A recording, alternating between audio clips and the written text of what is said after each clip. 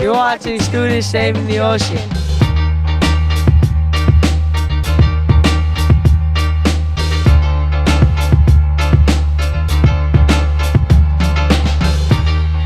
This is Hermit's Cove, and we're here at Coastal Cleanup Day, which is once a year. Volunteers come to places like this and just pick up all the trash that's like along the shorelines. Learn how to dispose of things properly. I think that's really important.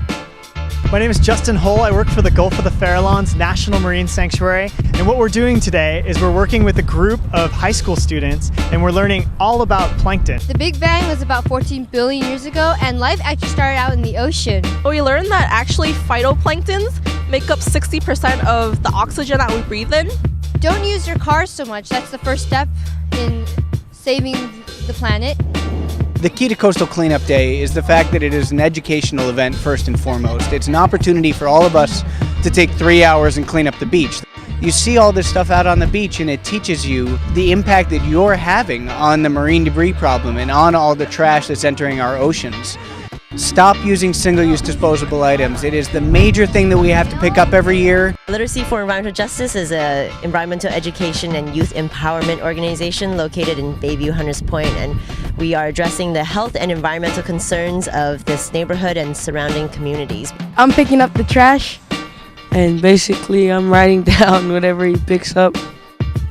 We have local kids, San Francisco kids, who come here from high school and college, and they work really hard for a couple years here at the Academy, and we make sure we educate them about science and the importance of science, the importance of the oceans, and we give them hands-on experience. They're able to be down on the public floor, working with the public, giving tutorials and giving examples and teaching other kids just like them about the oceans. My tip is that when you're at the ocean, you should try picking all the trash up that you see so it doesn't get washed into the ocean. Many of our interns go on to really strong careers in science and sustainability, which we're really happy with. I initially thought I wanted to do research, but then I realized that what I had more of a passion for and was more important to me was to educate other people about the ocean. I wrote 50 Ways to Save the Ocean because what we do in our everyday life impacts the seas around us. And people would ask me, what can I do about climate change or the collapse of marine wildlife? You're already doing something. Everything we do every day impacts the oceans.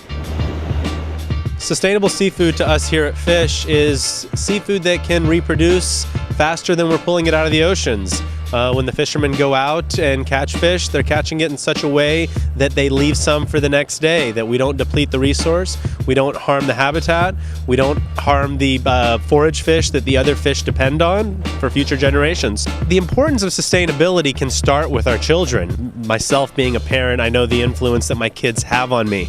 If we were to put food production into our curriculum, into our schools, and educate our children on watersheds, gray water systems, food production, organic produce, what does grass-fed beef mean?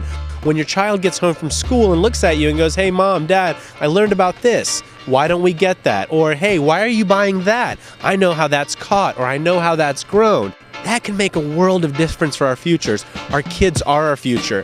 Why I do this every day is for my children.